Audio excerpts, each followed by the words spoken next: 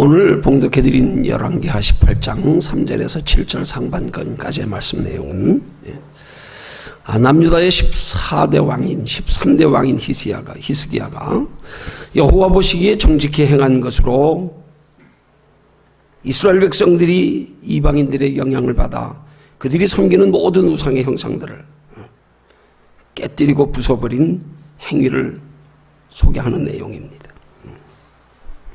오늘 이 말씀 속에서 주목할 것은 히스기야 왕이 깨뜨리고 부숴버린 이방인들을 따라서 섬기던 우상들 중에는 모세가 만든 놋뱀도 포함되어 있었다는 사실입니다.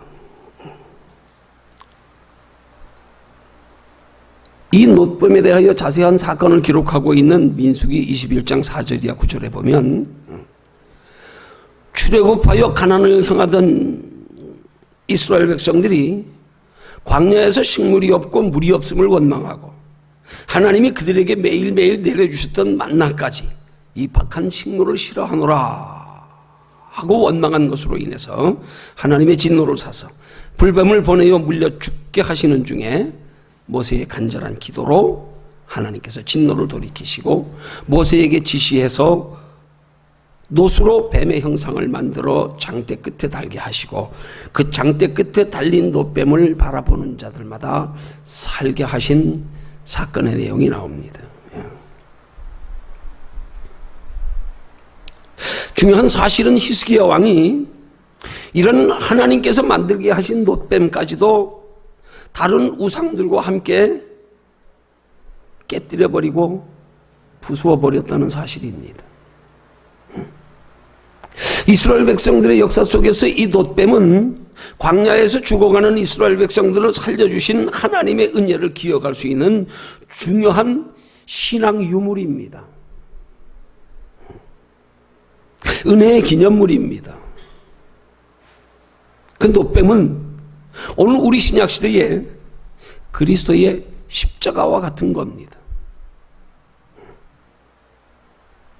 실제로 장대 끝에 달린 놋뱀을 통해서 하나님이 죄로 죽어가는 이스라엘 백성들을 살려주신 사건은 하나님께서 인류를 죄로 말미암아 죽는 자리에서 구원하시기 위해서 예수 그리스도를 이 땅에 보내시고 십자가에 달려 죽게 하심으로 인류를 구원하실 것을 예표적으로 보여주신 사건입니다.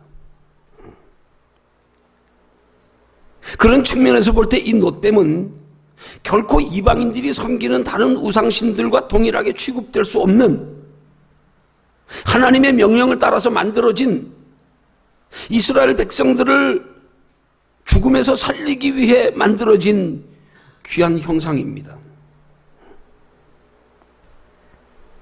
그런데 왜 본문의 히스기야 왕이 이 놋뱀을 다른 우상의 형상들과 함께 부숴버렸는가?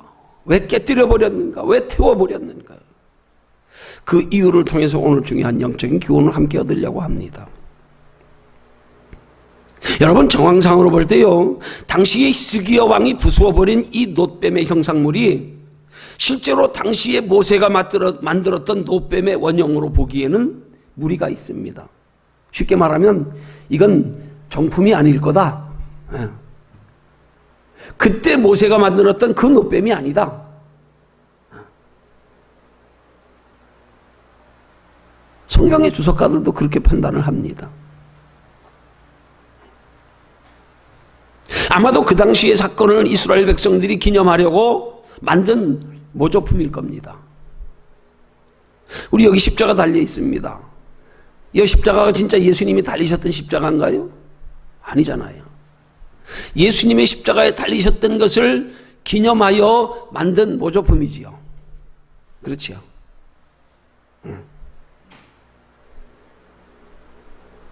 그러면 그렇다고 해서 히스기야 왕이 단순하게 그게 정품이 아니라는, 그 당시에 만들었던 놋뱀이 아니라는 이유만 가지고 이걸 부숴버렸을까요?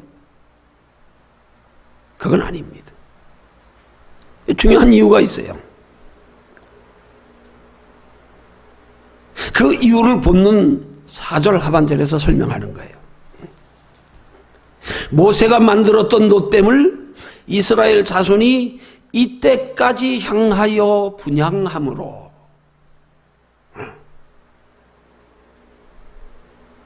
이 말은 당시에 이스라엘 백성들이 이 놋뱀을 하나님의 은혜를 기억하여 감사하는 의미로의 단순한 기념물로 여기지 아니하고 거기에 무슨 특별한 능력이 있고 거기에 신성이 있는 것으로 여겨서 그 놋뱀의 형상에 분향하며 절하며 하나님을 섬기듯 섬겼다는데 문제가 있다는 사실입니다.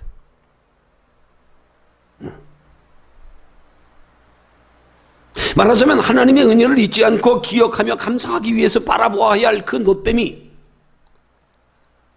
그래서 그들이 놋뱀을 바라볼 때마다 과거에 그들을 죽음에서 살려주셨던 하나님의 은혜를 잊지 않고 기억하며 감사해야 할 백성들이 어느 땐가 이 놋뱀을 바라면서부터 이 놋뱀이 하나의 우상이 되어버린 거란 말이에요. 놋뱀은 하나님이 베푸신 은혜를 잊지 않고 기억하여 하나님 잘 섬기라고 주신 하나의 은혜의 상징물인데 그 자체가 하나님으로 바뀌어버린 거예요. 그걸 우리 뭐라 그래요? 주객이 전도됐다 그러는 거예요. 그걸 통하여 잊지 않고 하나님의 은혜를 기억하라 그랬더니 그걸 하나님 섬기듯이 섬기고 있는 거예요. 그래서 히스기야 왕이 이 놋뱀을 우상신들과 함께 부숴버리고 깨뜨려버리고 불태워버린 거란 말입니다. 그래서 그것이 이스라엘 백성들에게 있어서 하나님을 바르게 섬기는 데 걸림돌이 된 거란 말이에요. 그래서 히스기야 왕이 이 놋뱀의 형상을 한낱 쇠조각에 불과하다는 의미의 느흐스단이라 이런 이름을 붙여가지고 가차없이 다른 우상들과 함께 부숴버리고 깨뜨려버린 거란 말입니다. 야, 이건 한낱 놋조각에 불과한 거다.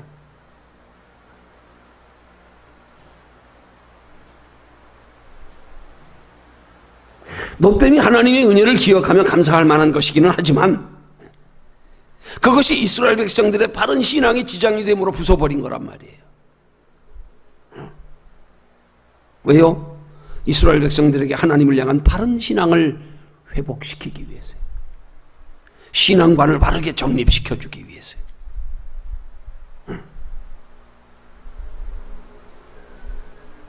구약시대의 놋뱀은 죄로 인하여 죽어가는 이스라엘 백성들을 살리기 위한 하나님의 하나의 방편이었습니다. 그들을 죄 가운데 죽어갈 때 하나님이 그들을 구원해 주신 그 구원의 은혜를 기억하고 감사해야 할 기념물입니다. 그런데 이스라엘 백성들이 그것을 수호신처럼 섬김으로 그게 우상화된 거예요. 놋뱀이 하나님이 되어버린 거예요. 여러분, 당시에 하나님께서 모세를 명하여서 만들게 하신 그 장대 끝에 달린 놋뱀의 형상은 그건 영적으로 실질적으로 표면적으로 예표적으로 예수 그리스도의 십자가에 달리신 형상을 상징하는 거예요. 네. 그렇다고 장대 끝에 달린 그 놋뱀의 형상이 예수를 상징한다는 말은 아니에요. 어떻게 뱀의 형상이 예수를 상징하겠습니까? 이 놋뱀의 형상은 당시 유대 지도자들의 마음을 강팍하게 하여 예수를 십자가에 달아 죽이도록 배후에서 조종한 사탄 마귀의 형상인 거예요. 정확히 말하면 그걸 상징적으로 하나님이 의미해서 그렇게 놋뱀의 형상을 만들어 장대 끝에 달게 하신 거예요. 예수를 십자가에 달려 죽게 한 것은 사탄 마귀지만 오히려 하나님은 사탄 마귀가 십자가에 못 박은 예수를 통해서 인류의 구원 역사를 이루신 것을 의미하려고요. 그때 그때 놋뱀의 형상을 달게 하신 거예요. 그러니까 외형상으로는 예수가 십자가에 달렸지만 실상은 마귀가 달린 거예요.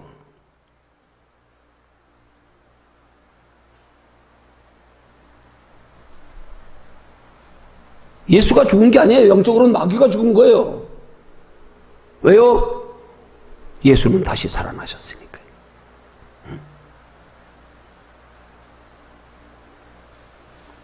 예수를 십자가에 단 것은 마귀가 달았지만 그러나 그 예수 십자가를 통하여 하나님은 인류를 구원하셨고 예수를 십자가에 단 마귀를 멸하신 걸 의미하는 거란 말이에요.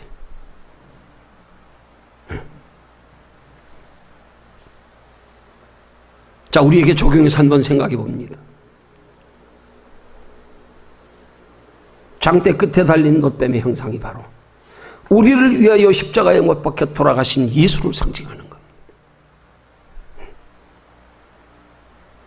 십자가는 우리를 구원하신 하나님의 은혜를 기억하며 감사하게 하기 위해서 여기 달아놓은 거예요.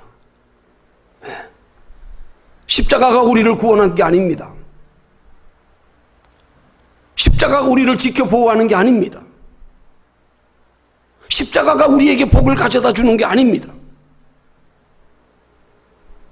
십자가에 달린 예수가 우리를 구원하고, 십자가에 달린 예수가 우리를 인도하시고 보호하시고, 십자가에 달린 예수가 우리를 영육간에 축복하시고 영원한 하나님의 나라에까지 상이 있게 하시는 줄로 믿으시기를 주님의 이름으로 축원합니다. 여러분, 이 교단과 교회마다요, 이 십자가에 대한 다른 인식이 있습니다. 교회와 교단에 따라서 십자가에 대한 신학적인 이해가 다릅니다. 그래서 어떤 교회에는 십자가를 이렇게 달고 있는 교회가 있고, 어떤 교회는 십자가를 달지 않는 교회, 교단이 있습니다. 그것은 십자가를 여기다 달아야 되느냐 달지 말아야 되느냐가 이게 맞고 틀리고의 차이가 아닙니다. 십자가에 대한 인식의 차이입니다. 이해의 차이입니다. 십자가를 달고 있는 교단과 교회는 십자가를 통한 예수 그리스도의 은혜를 잊지 않고 기억하여 감사하기 위한 기념물로 여기는 거고요. 그런 의미로 다는 거고요. 또 십자가를 달지 않은 교회와 교단은 예수가 달린 십자가를 그냥 십자가 자체로 저주의 십자가로 인식하는 겁니다. 예수를 죽인 십자가. 그래서 십자가를 달지 않습니다. 왜? 저 십자가는 저주의 십자가다. 왜? 저 십자가가 우리 구원한 게 아니다. 그런 의미에서요. 그럼 무슨 인식의 차이입니까? 십자가에 대한 의미의 인식의 차이란 말이에요. 십자가를 달고 있는 교회는 십자가를 통한 영적인 의미를 우리는 새기는 거고요. 그러나 그렇지 않는 교회들은 십자가 자체를 바라보는 거예요. 이건 저주의 십자가다.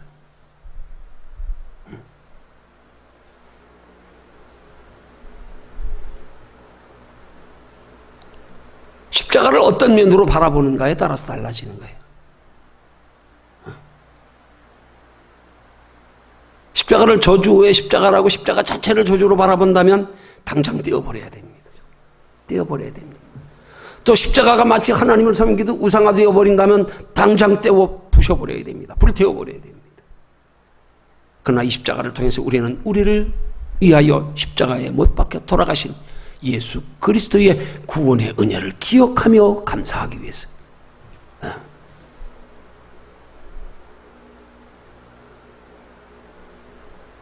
어느 것이 맞다 틀리다의 차원이 아니에요. 어느 편에서 바라보고 생각하는가의 차이일 뿐입니다. 십자가 안 달았다고 이상한 교회 아니에요. 십자가 달았다고 이상한 교회 아니에요. 우리 신앙생활하고 목회하다 보면 참 우스운 얘기도 많이 듣는데, 실제로 그런 얘기 들은 적도 있어요. 어느 교인이 그러더라고요. 제가 전에 사역하던 곳에서는 강단 구조상으로 기도실이 옆에 같이 있는 바람에 꽃꽂이를 한쪽에만 했어요. 한쪽에만. 네.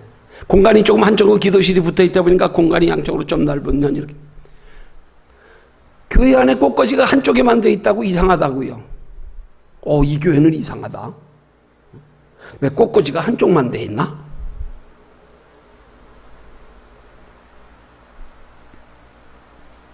우스운 얘기 같지만 우리 한번 신앙생활하면서 깊이 생각해 봐야 할 부분입니다. 네? 여러분, 제가 목회자 가운으로 예를 들어 설명을 좀 드리고 싶네요. 여러분, 설교 때 보면 목회자들도요, 가운을 입고 설교하는 목회자가 있고요, 가운을 입지 않고 설교하는 목회자가 있습니다. 그러죠? 네. 그러면 그 가운을 입고 설교하는 것과 가운을 입지 않고 설교하는 것의 차이가 뭐냐? 그 맞고 틀리다의 차이가 아닙니다. 한마디로 가운에 대한 인식의 차이일 뿐입니다.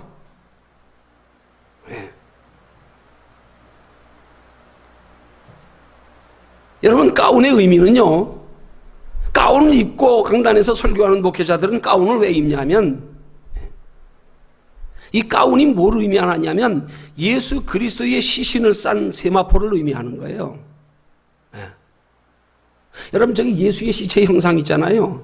저게 지금 세마포에 묻어나온 형상을 저게 형상화해가지고 조각해 놓은 거예요. 세마포에 그 시신에 피 묻은 피땀으로 얼룩진 거기에 세마포에 묻은 것 가지고. 목회자가 강단에 서서 가운을 입는 것은 예수의 시신을 쌌던 세마포 천, 그걸 의미하는 거예요.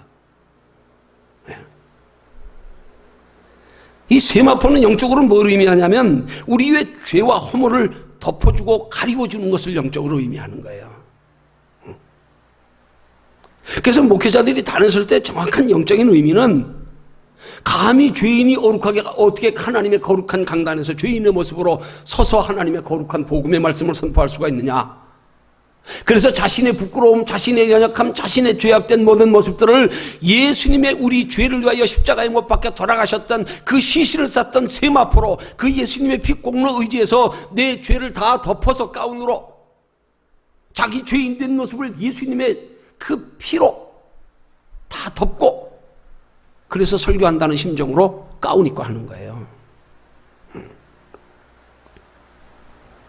강단에 설교하면서 가운을 입는 목회자들이 다 그런 심정으로 가운을 입고 설교하는 줄로 저는 믿습니다. 또한 그런 마음의 자세로 가운을 입고 설교해야 당연합니다. 근데 죄송합니다만은 제 경우는 그렇지 않아요. 제 경우는 그렇지 않아요. 저도 응당 당연히 그렇게 가운을 입고 설교하면서 그렇게 가운을 입고 그런 가운을 입는 의미대로, 영적 정의대로 그런 자세로 가운을 입고 설교하면 저도 기꺼이 가운을 입고 하겠는데, 저는 왠지 제 마음속에 그 가운을 입고 하는 것이 괜히 이 외형적인 모양을, 외형적인 경건의 모양을 드러내려고 하는 것 같고 자꾸 가식적으로 여겨져서 제가 마음이 편치 않아요. 억지로 사람들 앞에 인위적으로 경건한 모습을 보이는 것 같은 제 신앙관입니다. 제가 좀 더 신앙이 깊어서 좀 더 경건해서 가운의 의미를 바로 알아서 나 같은 죄인이 감히 어떻게 내 죄인된 모습 가지고 강단에서 거룩한 말씀을 선포하겠습니까? 정말 내 죄를 덮는다는, 부끄러워 가리운다는 심정 가지고 가운 입을 자세가 돼 있으면 강단에 설 때마다 가운 입고 하겠어요. 근데 왠지요? 왠지 자꾸 형식적이고 가식적인 것 같아. 나를 자꾸 내 연약, 내 부족한 모습, 내 죄인된 모습을 억지로 형식적으로 감추어서 외형적으로 거룩함을 드러내려고 하는 것이 내 마음에 못내 나를 편안하게 두질 않아.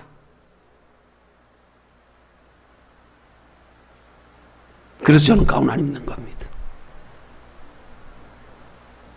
앞서 말씀드린 것처럼 가운 입는 게 잘된 거냐 잘못된 거냐 아니에요. 그 차이가 아니라니까요. 이해의 차이라니까요. 그가 어떤 마음으로 대하는가의 차이라니까요. 하나님은 외모보다 중심을 더 중요시 여기십니다. 사도 바울 당시 초대교회에 예수 그리스도의 복음으로 말미암아 구원받는다고 하는 그 구원의 원리를 율법으로 구원받는 줄로 알았던 유대인들이 그들의 구원관을 바꾸어 예수를 영접하여 신앙생활하기 시작하면서 그들이 전해 지켰던 율법들이 그들의 양심에 갇히게 되는 분들이 많았습니다. 그 중에 한 가지 성경에 심각하게 대두되었던 문제가 음식에 관한 문제였습니다. 고기를 먹는 문제였습니다.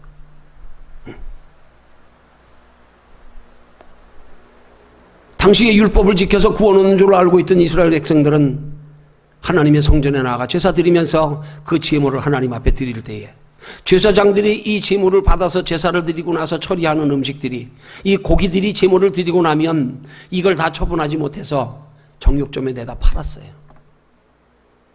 정육점에서는 고기를 전부 부분별로 잘라가지고 그렇게 파니까 이게 우상에게 드려졌던 제물인지 아니면 그냥 잡아서 정육점에서 파는 제물인지 사는 사람은 구분이 잘 안 됐단 말이에요. 그런데 그 시대 당시의 사도들에 의해서 그들이 예수 그리스도를 믿는 믿음 안에서도 구원 없는 조건으로 우상에 목매여 죽은 짐승,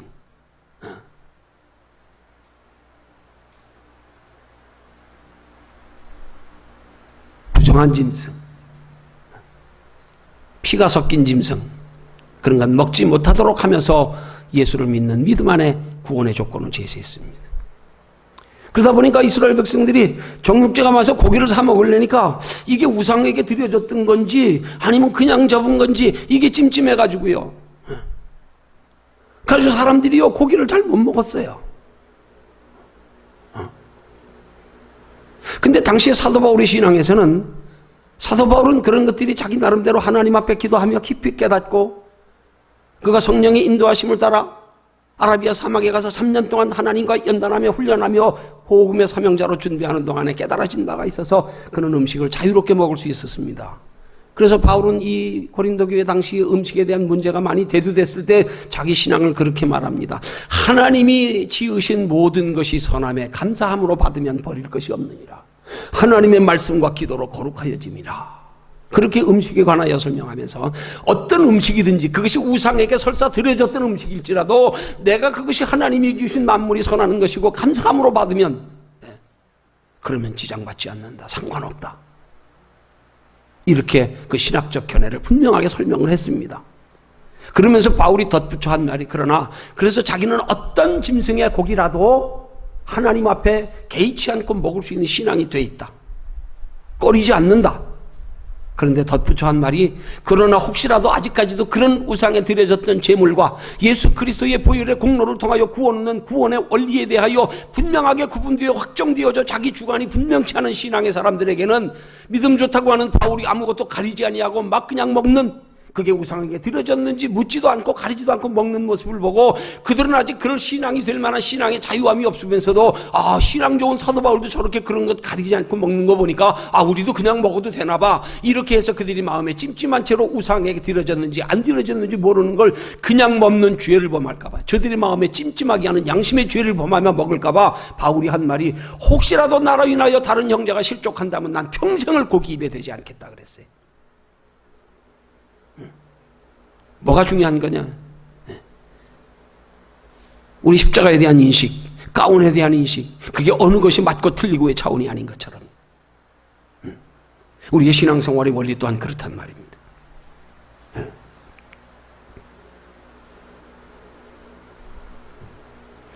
여러분, 이런 모습을 오늘 우리에게 개인적으로 각자 영적으로 적용해서 한번 은혜 나누려고 하는 겁니다. 어떻게 보면 여기까지는 배경 설명이었다고 말씀드릴 수 있어요.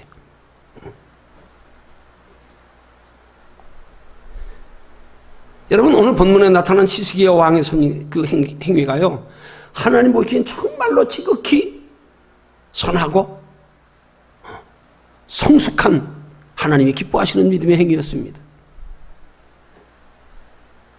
외형적으로 볼 땐 이해 안 갈 수도 있어요.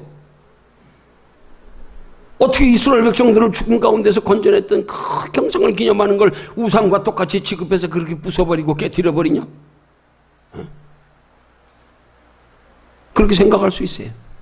그렇지만 히스기야 왕은 그것을 통하여서 가장 중요한 것은 우리 내면의 하나님을 향한 마음의 자세, 신앙의 자세, 이걸 더 중요시 보았기 때문에 하나님이 저들에게 노뱀을 통해서 구원하신 것은 역사적으로 하나님의 구속사 가운데 때가 되어 예수가 이 땅에 오셔서 사탄 마귀의 저주의 십자가에 못 박혀 달려 돌아가시면 그로 통하여 인류의 구원을 이루신 것처럼 장차 우리로 구원하실 메시아로서 예수는 십자가에 달려 돌아가실 예수임을 사건으로 예표적으로 보여주셨던 건데,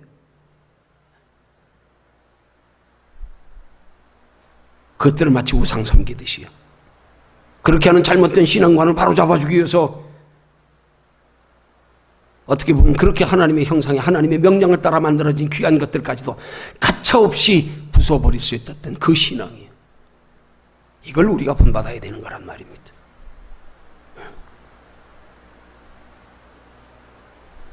아무리 하나님이 귀한 은혜의 기념물이라도 바른 신앙에 걸림이 된다면 그것이 무엇이든, 아무리 육신적으로 좋은 것이고 소중한 것이라도, 혹은 그것이 십자가라도요, 우리가 십자가를 마치 수호신처럼 여기며 목에 걸고 다닌다면 그 빨리 벗어 던져버려야 되는 겁니다. 당장 버려야 합니다. 하나님을 섬기는 데서 어떤 형상도 만들지 말라고 말씀하셨습니다. 신명기 13장 6절 이하 9절에 보면 형제, 자녀, 아내까지도 우상 숭배하면 다 죽이라 그랬어요.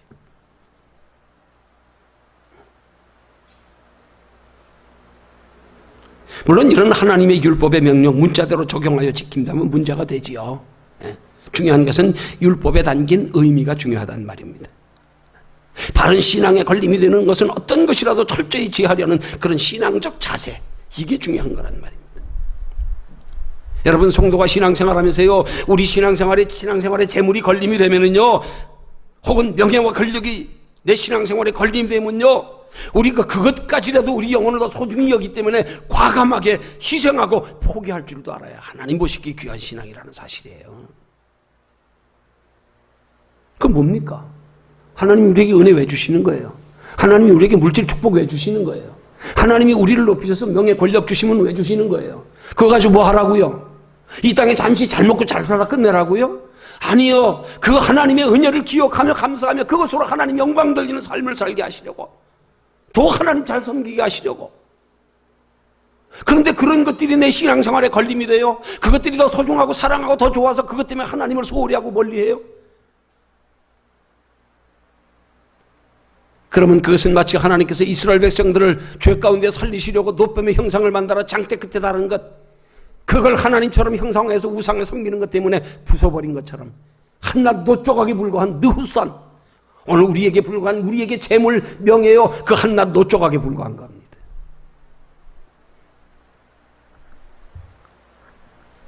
하나님이 우리에게 은혜를 주셔서 그것이 가지고 신앙생활 잘하라고 주었는데 그걸 하나님보다 더 사랑합니까? 그걸 하나님보다 더 소중히 여깁니까? 그 하나님 기뻐하실까요, 과연?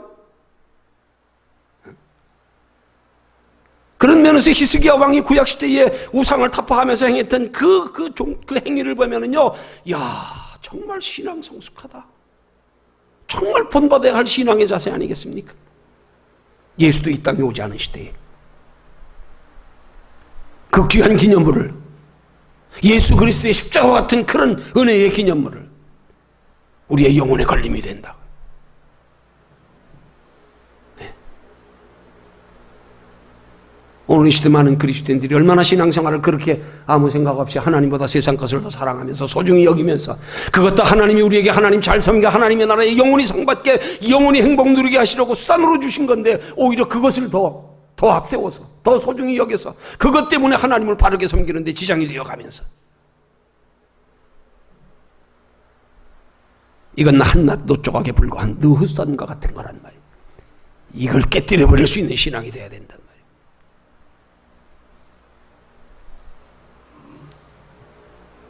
여기서 마리아가 예수님을 향하여 그 비싼 향유를 깨뜨려 발에 붓고 울며 머리털로 씻어드린 그 마리아의 믿음이 우리는 깨달아지고 이해가 돼야 되는 거예요.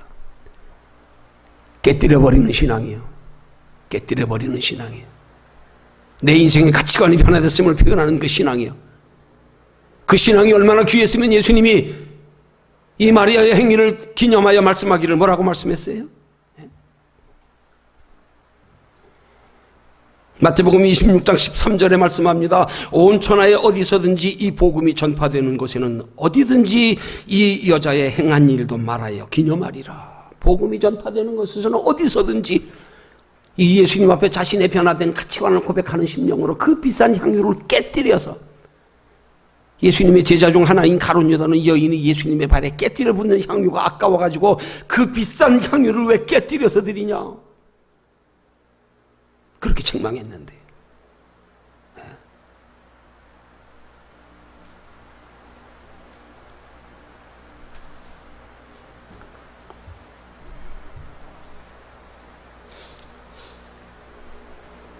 우리가 소중히 여기는 게 무엇인가 한번 다시 생각해 봐야 됩니다. 우린 무엇 때문에 소중히 여기는가 한번 생각해 봐야 됩니다.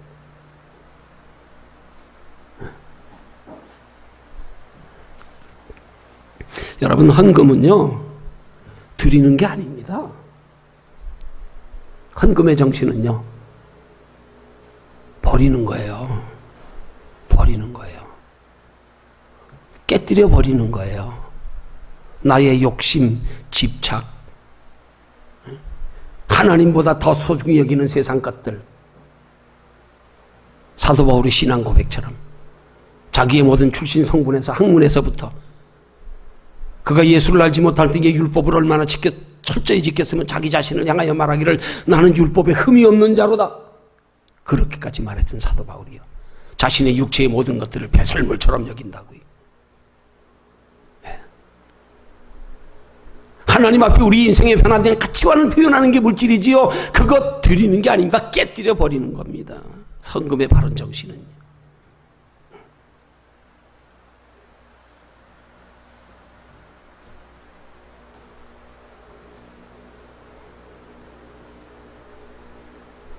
여러분, 깨뜨려 버리는 거하고 드리는 거 한번 생각해 보세요. 드리는 이면에는 욕심이 작용하고 있어. 드리면 하나님이 복 주신다는 약속의 말씀. 복 받으려고.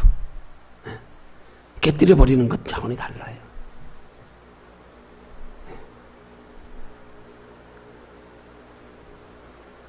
마태복음 5장 29절에 30절에 예수님은 우리에게 중요한 말씀을 예로 교훈하십니다. 이런 내용입니다. 만일 내 오른 눈이 너로 실족해 하거든 빼어내버려라. 내 백체 중 하나가 없어지고 온 놈이 지옥에 던지우지 않는 것이 유익하며, 또한 만일 내 오른손이 너로 실족해 하거든 찍어내버려라. 내 백체 중 하나가 없어지고 온 놈이 지옥에 던지우지 않는 것이 유익하니라. 이 말씀의 내용을 한마디로 요약해서 간략히 설명하면 육체보다 영혼이 소중하다는 거예요. 육체보다 영혼이 소중하다는 사람, 네 백체 지체보다 영혼이 소중하다, 그 말씀하는 거예요.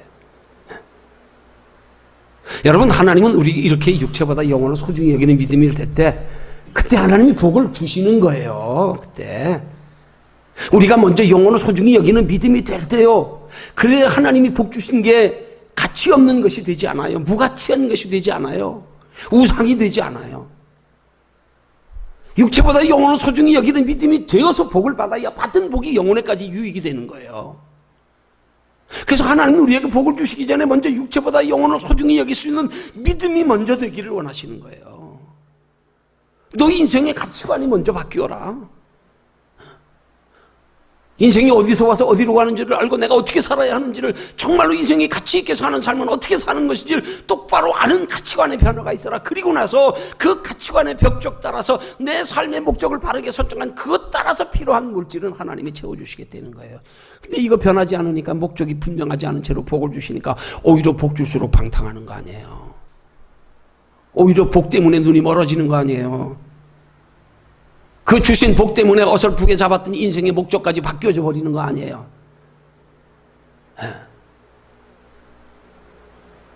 예수 잘 믿어서 하나님 앞에 부끄럽지 않는 신앙 되고 하나님 나라에까지 상 받고 이 땅에서도 복을 받으려면 먼저 우리에게 요구되는 것, 히스기야 왕이 이스라엘 백성들이 은혜의 기념물로 세워둔 큰 놋뱀을 한낱 없으니라 쇠조각이라 말하며 부숴버린 것처럼요, 오늘 우리 속에 내 영혼보다 소중히 여기는 어떤 것들이 있거든 그걸 우리는 부숴버리고 깨뜨려버리고 죄어버릴 수 있는 이 믿음을 하나님이 우리에게 먼저 요구하신단 말입니다. 그걸 물과 성령으로 거듭난 신앙이라 그러는 거예요. 예수님이 요한복음에 친히 우리에게 말씀하기를 사람이 물과 성령으로 거듭나지 아니하면 하나님의 나라에 들어갈 수도 없고 볼 수도 없다고 말씀하셨어요. 무슨 말씀입니까? 눈에 보이는 세상 것보다, 육체보다, 물질보다 영혼을 더 소중히 여기는 믿음이 되라. 그 믿음이 되고 나서 복을 받아라. 그 믿음이 되고 나서 복을 구해라. 그래야 복을 구해도 목적이, 동기가 다른 거 아니에요.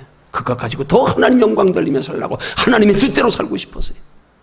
하나님 기쁘시게 하고 싶어서, 영원한 하나님의 나라에 상 받으려고. 이게 설정이 안 돼 있는 상태에서 그리스도인들이 복을 받으니까 오늘날 이 교계가, 지금 이 그리스도인들이, 이 기독교가 점점점 세속화되어 가면, 타락하며 변질되어 가면 이렇게 돼가는 거 아닙니까? 그렇다고 여러분 이 말씀을 부담스럽게 듣지 마십시오. 제일 염려스러운 부분이에요. 지금 내 모습과 비교하지 마십시오. 사탄 마귀에게 참소당하지 마십시오. 하나님이 이런 말씀을 통해서 너희가 기꺼이 그런 믿음의 사람이 되라, 네가 그렇게 행동해라, 그거 요구하시는 거 아닙니다. 우리 힘으로는 할 수 없습니다. 우리 힘으로 해도 하나님이 인정 안 하십니다. 하나님은 하나님이 주신 은혜로, 능력으로 하나님의 공급하시는 힘으로 하나님이 우리 속에서 근거가 되어서 뿌리가 되어서 근원이 되어서 하나님이 주시는 은혜의 힘으로 하기를 원하시지요. 그런데 이런 말씀들을 이런 말씀을 듣고 나니까 내 인생관이 바뀌어야 돼. 이렇게 살아야 돼. 이게 여러분들에게 짐지워지기 시작하면 그때부터 복음의 말씀이 여러분들의 마음속에 닫히는 거예요. 사탄 마귀가 여러분을 참소하기 시작하는 거예요. 여러분 이런 말씀을 정말로 하나님의 은혜의 말씀으로 받는 성도의 자세는 이런 말씀을 들을 때 기쁨으로 받을 수 있어야 되는 거예요. 이런 말씀을 정말 깊은 은혜로 받을 수 있어야 되는 거예요. 그래서 거룩한 욕심에 하나님 알았어요. 나도 그렇게 살고 싶어요. 근데 내 힘으로는 안 되잖아요. 하나님 내 힘으로 그렇게 사는 건 하나님 원치 않잖아요. 나도 그렇게 살고 싶어요. 좀 거룩한 도전의식으로 이런 깊은 말씀들을 즐겨 들을 수 있어야 된단 말입니다. 근데 이런 깊은 말씀들을 즐겨 듣지 못하면 그때부터 짐이 되네. 비교가 되네. 야, 예수 믿기 힘들다. 예수 믿기 힘들다. 그러면 이제 니고데모 청년처럼 되는 거예요. 유대인의 젊은 관은 부자 청년 니고데모가 어느 날 사람들의 눈을 피해가지고 예수님 찾아왔어요. 와가지고 영생 얻는 길을 묻습니다. 선한 선생님이요, 내가 어떤 선한 일을 해야 영생을 얻으리까? 어떤 예수님이 느닷없이 이 청년에게 하시는 말씀이 내가 어찌하여 나를 선하다 일컫느냐? 하나님 한 분 외에는 선한 이가 없느니라. 이렇게 말씀합니다. 예수님이 선하시지 않았어요? 아니에요.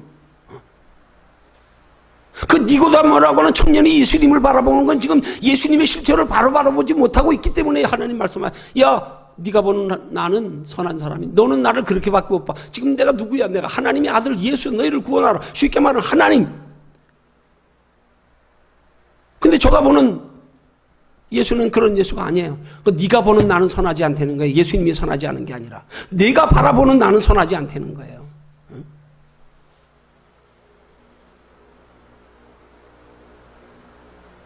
그러면서도 예수님은 그 청년을 기특하게 여겨서 그래도 사람의 눈을 피해서 영생 얻기를 사모하여 밤중에 찾아와서 영생 얻는 길을 묻는데,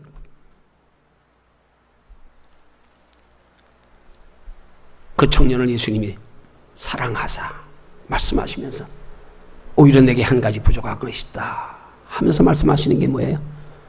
내 있는 것을 다 팔아 가난한 자들에게 주고 너는 날 따라오너라. 그러면 하늘에서 내게 보화가 있으리라. 영생 얻는 것 전제되는 거고요. 근데 왜 예수님이 영생 얻는 조건으로 왜 가난한 자들에게 내 있는 것 다 팔고 나 따라오라 그랬을까요? 그게 영생 얻는 길일까요? 가난한 자들에게 있는 거 다 나눠주면 그게 영생 얻는 길일까요? 예수님이 지금 부자 청년에게 영생 얻는 길을 바르게 가르쳐 주신 거예요? 아닙니다. 아닙니다. 그런데 왜 영생 얻는 길을 묻는 이 부자 청년에게 예수님이 가난한 자들에게 다 팔아주고 나 쫓아오라 그랬을까요? 저가 영생 얻는데 걸림이 되는 것이 있어서, 저가 영생보다 소중히 여기는 게 있어서, 그 영생보다 소중히 여기는 그것 포기하고 버릴 수 있는 신앙이 먼저 되라. 그랬더니 청년이 어떻게 했어요? 그 영생보다 소중히 여기는 그 자기가 가지고 있는 부요함 버리지 못해서, 포기하지 못해서 근심하며 떠나갔잖아요. 영생 얻는 거 포기하고요.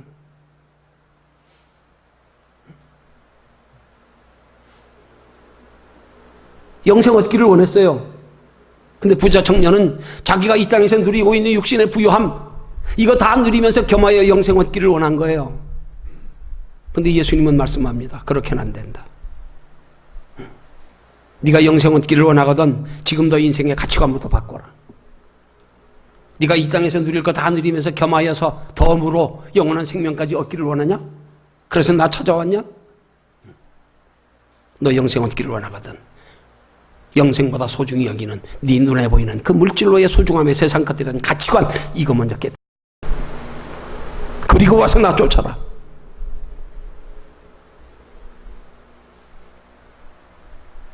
삭개오도 예수님 만나려고 뽕나무에 올라갔다 만났잖아요.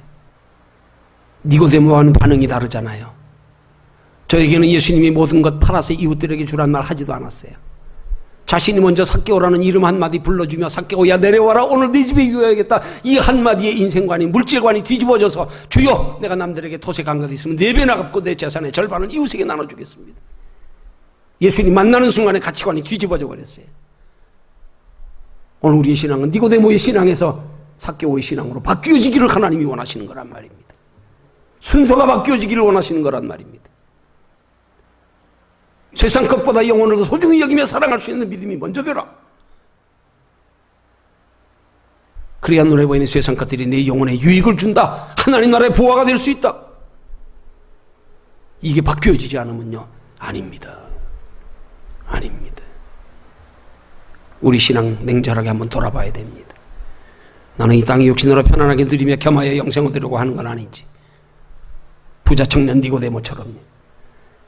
그래서 내 있는 거 다 팔아 가난한 자들에게 주고 나를 따라오라고 하니까 영생 포기할 수밖에 없는 신앙은 아닌지. 이거 돌아봐야 되는 거란 말입니다. 이런 믿음의 행위를 억지로 내게 적용시키지 마십시오. 여기에 실족하여 넘어지는 사람들이요, 그래서 복음의 말씀을 깊이 못 듣는 사람들이, 복음의 말씀에 깊은 말씀을 꺼려하는 사람들이 얼마나 많습니까? 부담되거든요. 너무 듣기 힘든 말씀, 부담스러운 말, 내 정곡을 찌르는 말씀, 내 허물을 들춰내는 말씀, 듣기 싫다, 부담스럽다. 아닙니다. 잘못 듣는 거예요.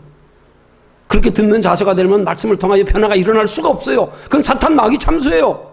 그 말씀이 은혜로 들을 수 있어야 되는 거예요. 그 말씀이 은혜로 들을 수 있어야 되는 거예요. 거기에 거룩한 욕심이 생겨야 되는 거예요. 왜? 어차피 하나님은 내 의지로의 거룩한 행위를 요구하시는 게 아니야. 하나님이 그런 은혜 주시 않고는 우리는 그렇게 살 수 없어. 우리가 할 수 있는 것은 하나님 앞에 그런 깊은 은혜의 말씀을 듣고 나서 그 말씀에 대한 사모하는 마음을 가지고, 하나님 나도 그렇게 살고 싶어요. 그렇게 하나님 앞에 구하다 보면 내가 먼저 행동으로 책임의식 가지고 하려고가 아니고요.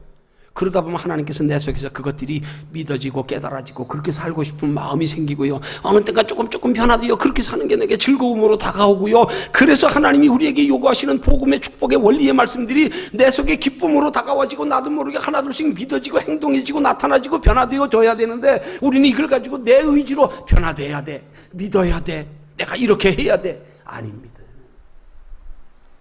이래서 많은 사람들이 복음에서 다 멀어져 가는 거예요. 멀어져 가는 거예요. 내가 변화되려고 하니까. 하나님 우리에게 변하려고 하시는 게 아니에요. 하나님이 너희 속을 변화시키게 해라. 내가 변화되려고 하지 마라. 많은 그리스도인들이 하나님의 말씀을 듣고는 그걸 내 의지로 받아들여서 그 말씀에 내가 책임감을 가지고, 저 말씀 들었으니까 내가 이렇게 살아야 돼, 내가 이렇게 행동해야 돼, 그렇게 안 하면 잘못하는 거. 이게 사탄 마귀의 고단수 속임수란 말이에요.